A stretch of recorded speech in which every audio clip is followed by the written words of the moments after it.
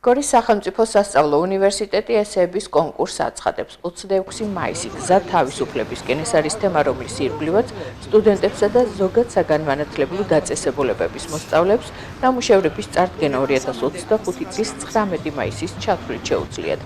როგორც უნივერსიტეტის საზოგადოებასთან ურთიერთობის სამსახურის ხელმძღვანელი ამბობს, დაინტერესებულ პირებს ესეების ჩაბარება კანცელარიაში შეუძლიათ. გორის სახელმწიფო უნივერსიტეტმა გამოაცხადა ესეების კონკურსი თემაზე 26 მაისი გზა თავისუფლებისაკენ. აღნიშნულ კონკურსში მონაწილეობის შესაძლებლობა ექნებათ როგორც გორის სახელმწიფო უნივერსიტეტის სტუდენტებს, ასევე ზოგად საგანმანათლებლო დაწესებულების მოსწავლეებს. კონკურსში მონაწილეებმა ნაშრომები უნდა წარმოადგინონ უნივერსიტეტის კანცელარიაში.